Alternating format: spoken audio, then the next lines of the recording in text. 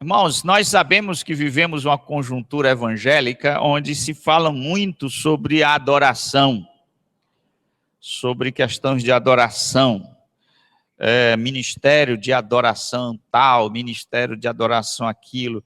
Cheguei até a ver curso de adoração, né? Alguém que vai ensinar, algum especialista em adoração que vai ensinar uma pessoa a adorar. Enfim, há muita coisa envolvida, muita informação, muito conteúdo sobre esse aspecto da espiritualidade tão importante que é a adoração, principalmente a adoração pública. E eu acredito que esse texto possa ser útil demais na reflexão sobre essa temática importantíssima, às vezes mal entendida, mal usada e até bem abusada. E eu creio que aqui há boas lições, grandes diretrizes, porto seguro, balizas assim, fundamentais para nortear nossa compreensão nessa natureza, nessa questão da adoração.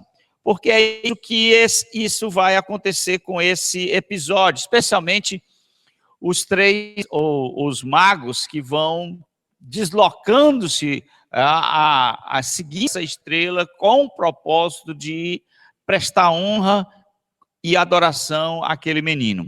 Então, quero expor esse texto pensando nessa linha de pensamento e quero que você acompanhe comigo a exposição, seguindo essa estrutura bem simples, mas que serve como gancho. Eu, particularmente, gosto de fazer esboço, eu acho isso maravilhoso, como pastor é uma arte que eu desenvolvo. E os pontos da mensagem, imagine como pregos ou como ganchos, que você coloca algumas ideias. É apenas para poder a gente colocar ali, suportar algumas ideias. Então, o primeiro momento, o primeiro ponto da mensagem, eu quero pensar sobre o interesse da adoração. Depois eu vou pensar sobre a oposição da adoração. E, por fim, eu quero pensar na natureza da adoração. Primeiro, vamos pensar sobre o interesse aqui da adoração a Jesus. De onde vem esse interesse? Claro, vem desses magos do Oriente. Primeira coisa que nós percebemos é que Jesus deve ser adorado. Ele é um ser especial. Uma vez que Mateus disse que ele é filho de rei, e depois que ele é filho de Deus, esse ser Deus humano, ele deve ser adorado. Vemos no versículo 2 o profundo interesse de um grupo de pessoas, aí chamado magos do Oriente, que vêm do Oriente para adorar o Senhor Jesus. Eles reconhecem que, mesmo sendo aquele ser pequenino, uma criança, ele possui em sua natureza uma realeza que dá a ele o status para ser digno de adoração e louvor. Mesmo que esse pequenino seja um judeu, e eles façam parte de outra nação, mesmo assim ele possui uma dignidade que leva essas pessoas a ir atrás dele, prestar um ato de honra, de reverência e de louvor. Todas as crianças, amados, têm uma natureza muito cativante, né? Aquela natureza muito simples, estava até brincando com a criança do Bruno ali, muito cativante, uma ternura muito sedutora, mas ninguém adora a criança aqui, não é verdade? Ninguém presta um culto a uma criança, seja ela mais tena e meiga possível. Mas essa criança aqui tem uma natureza que leva as pessoas a prestarem um culto sem igual para ela. Por que eles saem de tão longe para prestar um culto, uma honra especial a esse menino? Porque aquele menino não é um menino qualquer, é o Cristo, é o Filho de Deus, é o ungido, é o Rei dos judeus, é o Messias. O Messias, aquele que iria governar o mundo, o Rei dos reis. Aqui nós vemos isso. Onde está nascido o Rei dos judeus? Como se entendesse que eles estavam à busca desse rei final, o rei que iria governar. Como aqueles magos do Oriente discerniram isso? Amados, nós não sabemos, eu não sei. Há muitas especulações e muitas informações que giram em torno do fato de eles chegarem a esse discernimento de como uma criança lá na Judéia seria o Rei dos reis, o soberano Senhor, o rei final, o rei da história. Como é que eles chegaram a essa compreensão, não tendo um sangue judaico, não participando da raiz abraâmica, mas sendo pessoas gentílicas? Bom, sabemos que eles não estavam apenas com o interesse de um mero sucessor humano, mas de um rei divino, ou um rei final. E eles tinham essa convicção que esse rei era o rei dos judeus, da qual eles estavam à busca para adorar. Jesus não é, portanto, amados, e aqui uma boa ideia que o texto vem, não é um ser, um Deus, um rei tribal apenas, o rei dos judeus. Embora o texto diga que ele é o rei dos judeus, e Mateus escreve para mostrar que Jesus é o rei dos judeus, o rei que os judeus rejeitaram, mas ele é de fato o rei dos judeus. Mas Mateus, ao mesmo tempo, em toda a sua obra, quer apresentar uma dimensão universal desse rei. Esse rei não é apenas rei dos judeus, um rei nacionalista, é rei para todos os povos. E a vinda desses sábios ou desses magos do Oriente mostra essa dimensão universal em que esse rei possui, essa excelência universal. E aqui Mateus aponta que esses sábios do Oriente vêm de tão longe para prestar um louvor, um culto ao rei Jesus. Mateus não fala dos pastores, qual Lucas fala. O seu foco aqui é esses estrangeiros. E ele apresenta esse Messias universal. Quem é esses magos? Ou quem são esses magos? Também eu não tenho muita informação, amados. O máximo que a gente pode dizer é que alguns entendem eles como uma espécie de casta ocidental, povo pertencente àquela região ali da Pérsia, né? Antigamente Pérsia, ou Babilônia. Eles eram pessoas que tinham um certo envolvimento com a astrologia, com o conhecimento dos astros. Enfim, eram pessoas sábias. Mas o fato importante aqui é que me parece, ou nos parece, que eles tiveram algum tipo de contato com o Antigo Testamento, durante talvez o período em que Daniel e o povo foi cativo para aquela região da Pérsia e da Babilônia. De alguma forma, eles tiveram algum discernimento, entenderam, perceberam algum tipo de profecia e discerniram.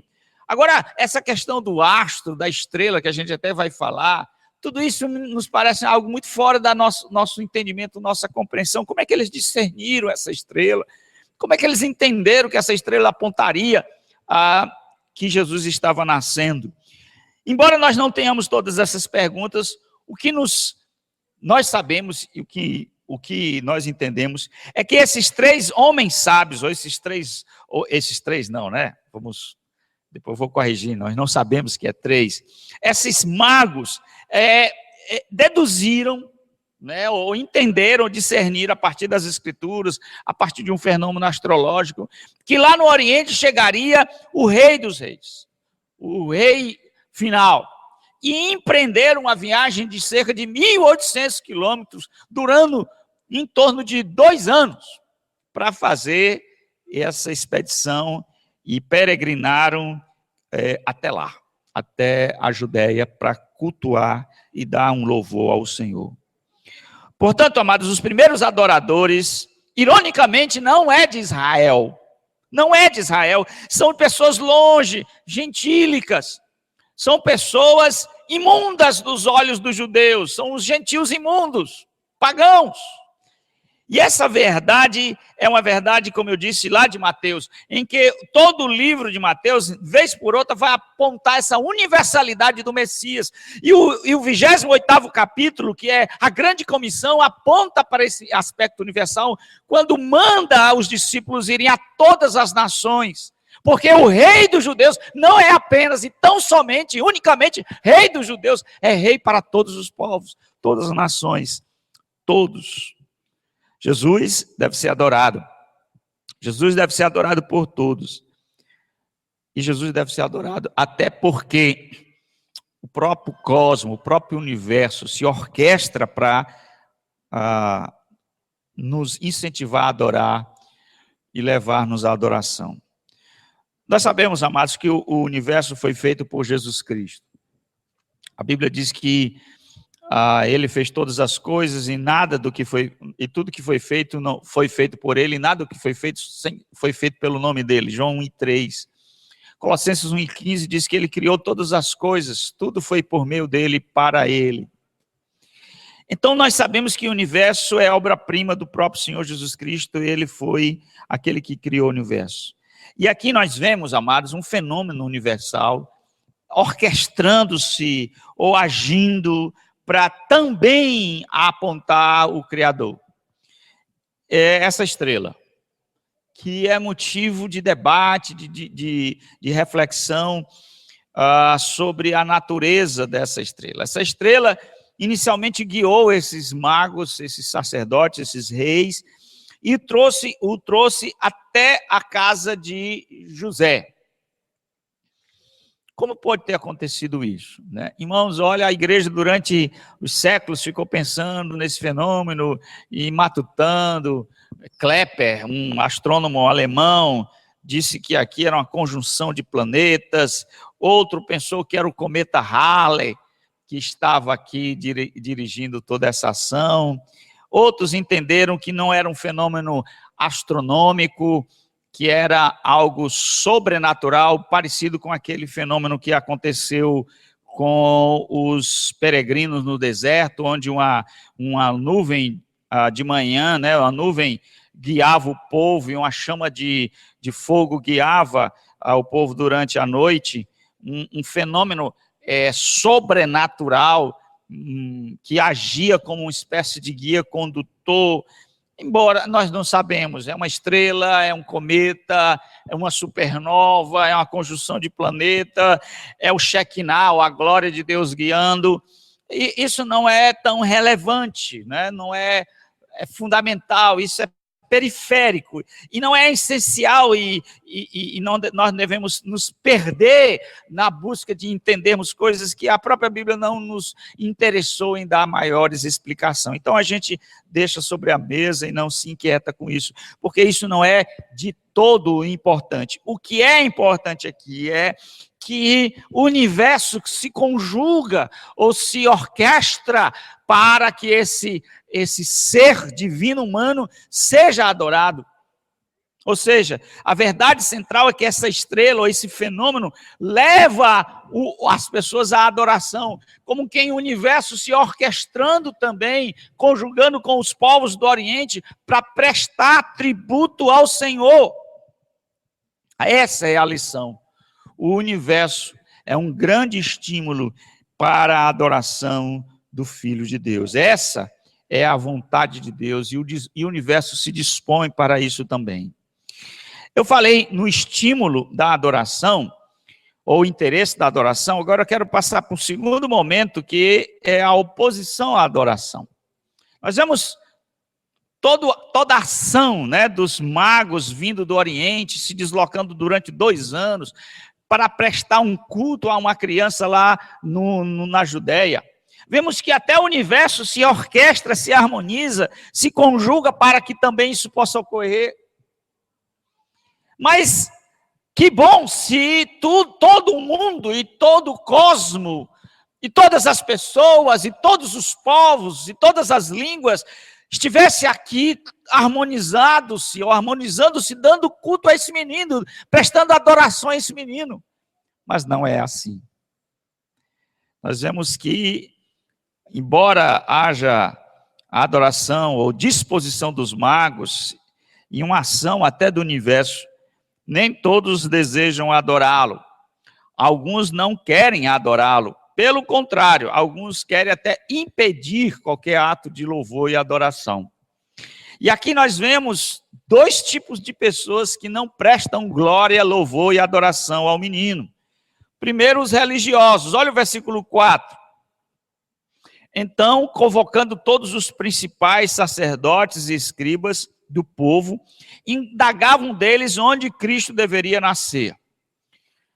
Quando Herodes soube, né, imagine essa situação, irmãos. Agora eu vou fazer uma correção, que eu mesmo, tão viciado que estou na cultura ocidental, falo de 3 magos.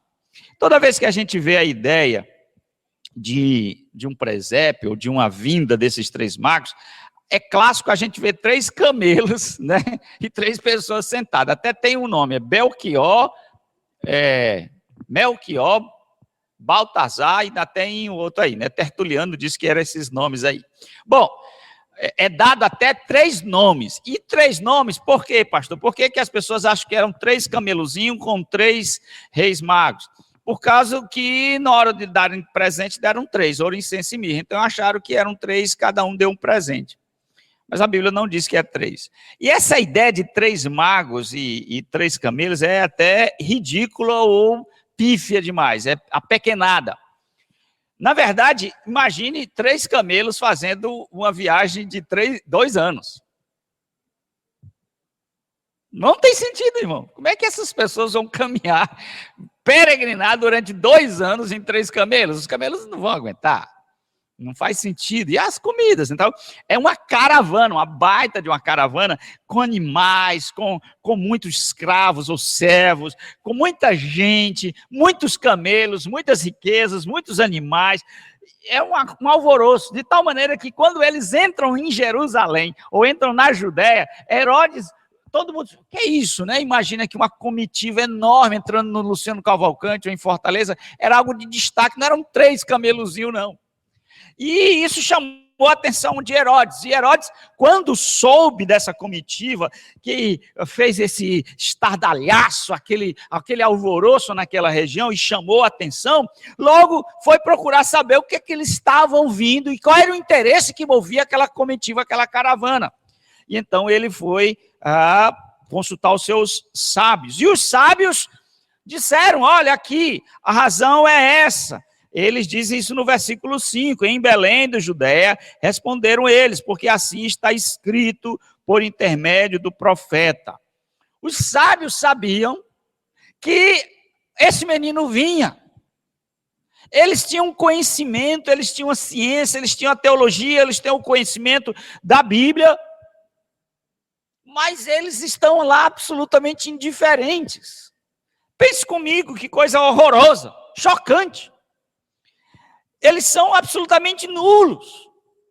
Embora tivesse o conhecimento lá da informação, que nem os próprios magos sabiam, nada fazem. São apáticos, indiferentes, tanto faz como tanto fez. Eles não se admiram, não se maravilham, não abrem os olhos, não ficam a boca abertos com o que está acontecendo. Simplesmente sabem lá o que a Bíblia diz, mas nada fazem. Então, esse é o tipo de pessoa, amado, que reagem à pessoa de Jesus Cristo também. Há pessoas que não têm nenhum interesse em adorar Jesus. São absolutamente frios. Tanto faz como tanto fez. São pessoas sem qualquer estímulo, não sentem nenhuma admiração, e se alguém de repente presta um culto, um louvor, uma admiração sincera, não hipócrita, mas sincera ao Filho de Deus, ficam assim olhando, assustando. Corações frios, indiferentes, não há deslumbramento, não há gozo, não há prazer em adorar o Filho de Deus. É algo insignificante, sem valor. Tanto faz. Essa é a figura dos religiosos que, embora saibam, não adoram. Mas, além desses religiosos, esses escribas, esses religiosos, que detêm a informação e não reagem a ela, outros aí, e outro aí em especial, é o oposto também. No caso aqui, Herodes, que quando soube dessa comitiva que entrava lá em Jerusalém, percebeu a ameaça que aquele menino ia trazer à sua hegemonia. Quem foi Herodes, amados? Herodes ficou na história conhecido como Herodes o Grande. Ele foi chamado e foi nomeado rei da Judéia. Era um homem ardiloso, um político sagaz, um homem com sede de poder, que manteve-se no poder apesar da caída, da levantada e da descida de vários Césares. Ele continuou lá e inaugurou uma dinastia que ficou conhecida, você vai ver na Bíblia, chama a dinastia Herodiana, onde passou o governo dele da Judéia para os seus filhos. Era um homem violento. Ele reinou durante do ano 37 até o ano 4 depois de Cristo, 37 antes de Cristo até o ano 4. Ele era um administrador astuto, mas o que tinha como característica era ele amava o poder. E para se manter no poder ele não brincava não. Você vai ver que ele vai matar crianças de 2 anos. Ele era um homem tirano. Os últimos anos, segundo Joséfo, desse homem, desse tirano, ele sofreu uma doença mental que aumentou sua paranoia. Ele se tornou tão cruel, tão ciumento e irado, que ele chegou a matar a sua própria esposa Mariana, né, e os seus próprios filhos. Então o negócio de matar para Herodes não é problema. Ele fez um infanticídio, ele pode matar a mulher dele e os filhos dele. Esse é o tipo de ser humano chamado Herodes. Então ele, quando vê essa história de uma comitiva chegando para adorar um menino, que ele chama o rei dos judeus, ele botou a orelha em pé. E ele ficou logo preocupado. E esse alarde todo foi grande. E olha o que o texto diz, uma coisa bem interessante, lá no versículo 3. Tendo ouvido isso, alarmou-se o rei Herodes. E o quê? E com ele toda Jerusalém. Deixa eu explicar aqui porque toda Jerusalém ficou alvoroçada quando Herodes se alvoroçou. Porque Jerusalém sabia já a índole ou o tipo de tirano que era Herodes. Jerusalém estava alarmada porque sabia o que esse homem inescrupuloso podia fazer. Ele disse, rapaz, vai derramar sangue, vai ter carnificina, como teve. Então ficou alarmada, porque sabia da reação translocada desse homem quando se viu ameaçado por um menino judeu. Ele ficou informado sobre a natureza desse Jesus. Ele ficou sabendo que ele era um rei, mas ele disse que quer até adorá-lo, né, irmãos? É interessante. Ele disse, olha, vão lá e me diga onde ele está para eu também ir adorá-lo. Que é a palavra-chave aqui desse parágrafo, adorá-lo. E nós sabemos que era uma demagogia, uma hipocrisia dele, ele queria era matá-lo. E aqui nós temos outro tipo de pessoa que se opõe à adoração. Há aqueles que são indiferentes e aqueles que odeiam adorar. Aqui não é o desinteresse ou a inatividade, aqui é o ódio. Há aqueles que buscam adorá-lo, que é os magos. Há aqueles que são indiferentes à adoração, que são os escribas e sacerdotes. E há aqueles que são hostis à adoração. Em que lugar você está? Você está em algum lugar desse? Você se identifica com esses magos que buscam, que têm determinação, profundo interesse e gozo em adorar Jesus? Você se identifica com esses escribas e sacerdotes que sabem que Jesus mas você não tem nenhum tipo de reação, seu coração é frio e indiferente à realeza de Jesus? Ou você é pior ainda, você é uma pessoa hostil à adoração, você é hostil à igreja, hostil a Deus, hostil à Bíblia? Em que lugar você se encontra? Em que grupo você se acha? Porque em um desses grupos você se encaixa. Bom, gente, eu falei sobre o interesse da adoração, vimos a oposição da adoração, e eu vou fechar minha mensagem com um terceiro momento, a natureza da adoração. Meu eixo aqui é Jesus é digno de ser adorado. É a tese que move essa mensagem. Jesus é digno de ser adorado pela sua pessoa, pela sua realeza, ele é digno de ser adorado. Ele é digno de ser adorado por todos os povos. Ele é digno de ser adorado pelo que ele é. Mas até agora, olha aqui para mim, eu não falei o que é na adoração. Você prestou atenção? Eu falei que devemos ter interesse em adorá-lo. Eu falei que haverá oposição, indiferença, hostilidade em adorá-lo. Mas até agora eu não entrei na natureza da adoração. O que é adorar? Qual é os elementos que nós podemos pensar sobre a natureza da adoração que deve ser dada à pessoa do Senhor Jesus Cristo? Que natureza é essa? Ou como ele deve ser adorado?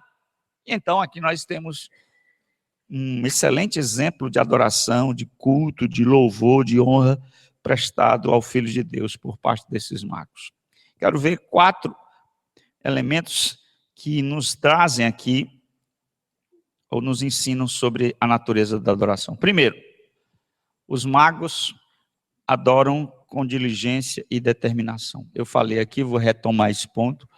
Eles viajaram 2 anos, eles carregaram camelos, animais, eles abriram mão de sua pátria, eles saíram numa aventura distante, correndo riscos. Nada disto impediu o propósito de dar culto, louvor, honra ao menino. 2 anos. 2 anos, peregrinando, caminhando. Amados, eu fico imaginando pessoas que têm um coração tão frio para com o Senhor Jesus Cristo, que não tem nenhum estímulo, devem se sentir profundamente envergonhados diante desse exemplo aqui. Nem fadiga, nem distância, nem tempo, nem custo foram obstáculos para eles cultuarem e adorarem o Filho de Deus. Então, esse é um elemento importante na adoração. Diligência espiritual e determinação espiritual.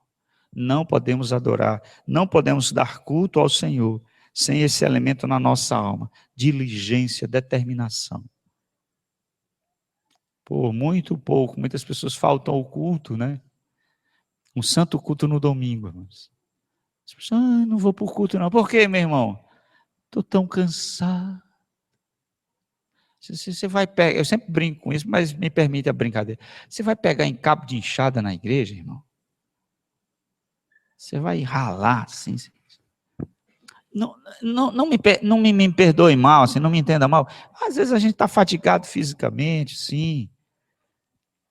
Mas não é na presença do Senhor que a gente se refaz, irmãos. Não é na adoração do Senhor que a gente se eleva.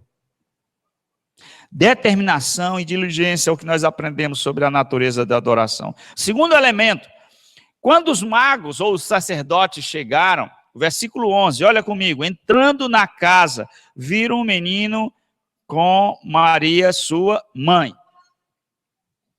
Viram um menino com Maria, sua mãe, e o que aconteceu? E prostraram-se. Outro elemento aqui da adoração, isso, obviamente, amados, isso é um aspecto muito, eu diria, cultural, mas mostra por trás desse ato físico e cultural o ato de prostrar-se. Algo que nos ensina muito sobre a adoração. Eles caíram no chão, amados. Diz que eles se prostraram diante do menino. O que é que está por trás disso? O que está por trás disso é um sinal de profunda humildade, de humilhação. O que está por trás disso é o reconhecimento da grandeza, da dignidade daquele menino. Eu não vou aqui especular muito, eu não vou dizer assim, esses magos tinham toda uma teologia da divindade de Cristo. Eles já compreendiam perfeitamente a dupla natureza de Cristo, Cristo, Filho de Deus, Filho do homem, 2 naturezas em uma só pessoa encarnada. Eu não vou partir para essa dimensão, porque eu não acho que eles tinham toda essa dimensão teológica, ou cristológica, que a igreja, durante 4 séculos, foi aí tentando entender quem é essa pessoa espetacular chamada Jesus Cristo, até que entendeu e compreendeu. Então eu não posso chegar assim, mas eu não posso pensar aqui que, embora eles não pudessem articular tão bem sobre a pessoa de Jesus Cristo, aqui nós vemos um ato que mostra a grande compreensão, pelo menos espiritual, talvez não tanto teológica, mas espiritual, de que aquele menino era singular, que aquele menino não era um qualquer. E aqui eles estavam reverentes, dobrados, humilhados, rosto em terra, adorando aquele menino. Porque aquele menino não era um qualquer. De passagem, né? Apenas um parênteses aqui, novamente, nós temos conceitos que foram formulados e mal formulados. Aquela história dos 3 camelozinhos andando, com 3 magos em cima, está errado, você não vai ver mais isso, porque essa mensagem desconstruiu essa falácia. Mas outro erro também, irmãos, muito comum, é aquele presépio, né? Muito comum, né? No Iguatemi tem um bonitão lá, né? Um negócio assim bem sofisticado, né? Então, aquela figura do presépio, uma figura cultural, onde está lá a manjedoura, o menino, Maria, José, os bois, os magos, tudo bonitinho lá, mas nada disso existiu, irmão. Você caiu assim, né? Pastor, não diga isso não. Não diga que você estragou a minha vida, eu vou ficar deprimido, você me arrasou. Você estragou a minha vida. Sempre acreditei que aquilo, pois é, irmão, pois a Bíblia vai libertar você, porque aquilo não existiu, não. Não existiu mesmo. A questão de presépio não tem nada a ver com a Bíblia. Né? Não teve rei magos e não teve nada disso. Por quê?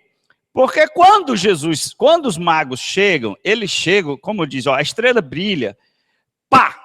E durante 2 anos aquela estrela vai guiando ele até ele chegar à casa. Olha o versículo 11 aí, ó. Diz assim, é no versículo 11 que ele diz que é a casa. Entrando na casa, eles não estavam mais aonde? Na manjedoura, lá no estábulo. Lembra? Que quando ele nasceu, ele não tinha lugar para ficar. Porque não tinha lugar para ficar, foi feito lá um curral, um negócio, dado um negócio de bicho de animal e transformado um lugar onde bota comida de animal, transformado no berço para ele poder, aquela criança nascer, porque não tinha lugar para ele, as hospedagens estavam cheias.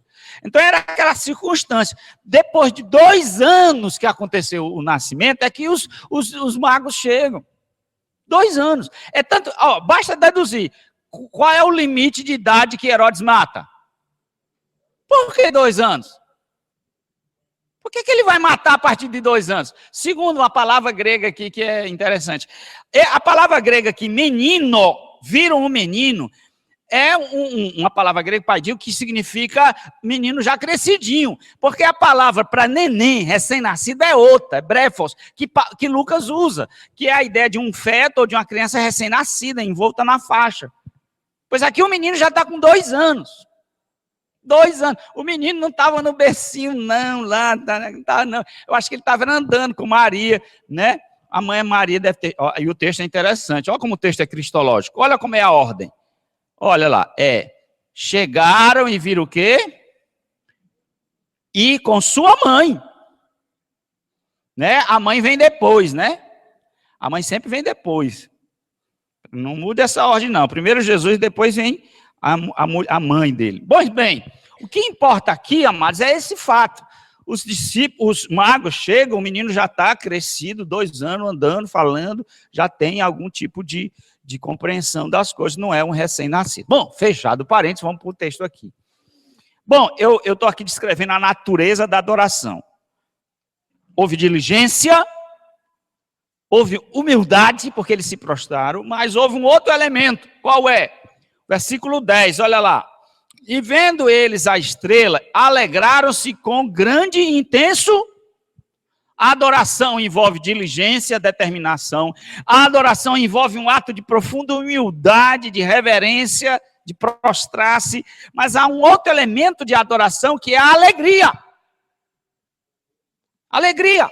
Eles adoraram com júbilo. E é uma hipérbole aí, um pleonasmo interessante, que ele diz, olha o versículo, ó, alegraram-se com grande e intenso júbilo, alegraram-se com grande e intensa alegria, alegraram-se na alegria. Estranho, né? Alegraram-se porque estavam alegres. Eles estavam alegres. O que nos fala sobre adoração? Amados, novamente, nós vivemos uma cultura de adoração que as pessoas precisam ser estimuladas pelo dirigente de adoração para adorar.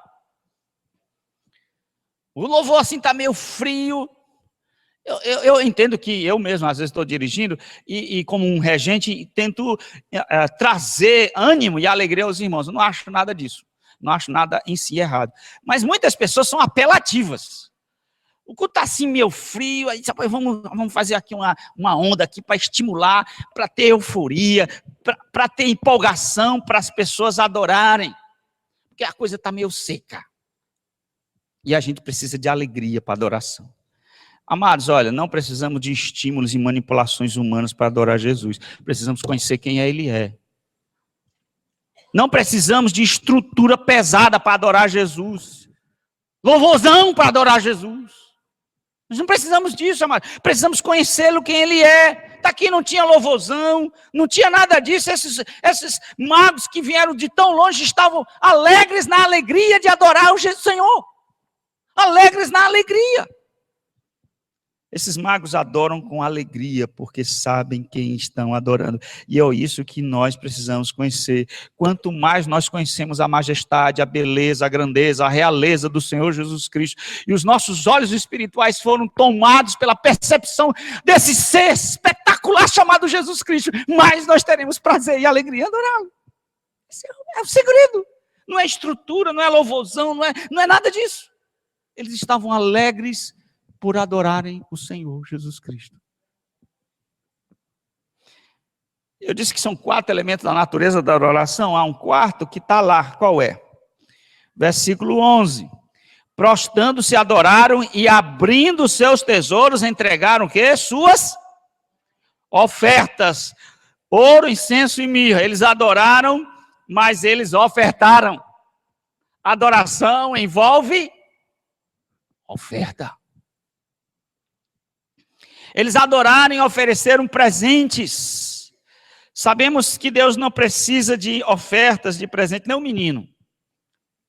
A gente entende que o pai e a mãe de Jesus usaram esse dinheiro, esses recursos, para fazer a fuga para o Egito. Que ele estava correndo risco de vida e deve ser a maneira de ter bancado todo o aparato da viagem para o Egito, essas riquezas que eles receberam aí. Mas nós sabemos, amados, que Deus não precisa de oferta. Deus não é servido por mãos humanas. A natureza desses presentes aqui não são assistenciais. Pai, eu vou dar aqui porque Jesus está tão... Vamos fazer um chazinho de fralda para Jesus. O bichinho nasceu, coitado, não tem uma fralda. Vou dar aqui uma coisinha aqui para ele se manter. Não foram presentes assistenciais. Outra natureza dessas ofertas, elas não visavam algum interesse. Os magos não viajaram 2 anos trazendo ouro, incenso e mirra e fizeram toda essa viagem para dizer assim, eu vou dar, mas eu vou receber. Né? É dando que se recebe. Eu vou dar esses aqui porque eu vou receber em dobro. Deus vai abrir as janelas dos céus e vai me encher de dinheiro. Maldita oferta é essa. Porque não foi sobre essa motivação de subornar Deus que eles deram a oferta. Eles não estavam ofertando com a intenção de ficarem ricos. Outra natureza dessa oferta, eles não estavam dando o troco da feira. O resto, o que sobrou, o que não tem valor. O que é aí? Pagou as contas? Daí para a igreja. Eles não estavam dando aqui aquilo que era imprestável, desprezível. Era algo valioso, era algo grandioso, era sacrificial. Amados, eu não vou aqui especular, há muito debate sobre a natureza dessas 3 ofertas, e o meu sermão não gira em torno disso. Ouro, incenso e mirra. Alguns dizem ouro era porque era a natureza real de Jesus.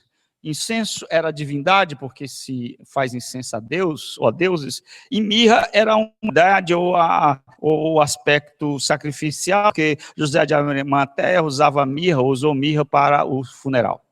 Eu não vou entrar nesse detalhe, eu acho que não é aqui o meu ponto. Eu não creio que os magos tinham toda essa percepção toda. O que eu quero entender é que são ofertas magníficas, especiais, maravilhosas, sacrificiais para alguém que é incomum.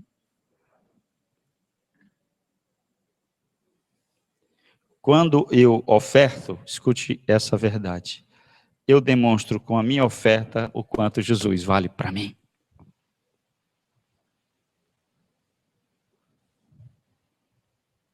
quando eu oferto, eu demonstro com a minha oferta o quanto Jesus é digno de adoração. Encerrando, amados. Jesus é o rei de todos os povos, amém? E como rei deve ser adorado por todos os povos. E será adorado por todos os povos, amém, irmãos? Todos os povos. Todas as nações, Apocalipse 15, virão e adorarão diante de ti. Amém.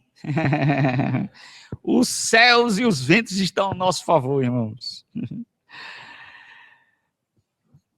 Mas sempre haverá oposição à nossa adoração.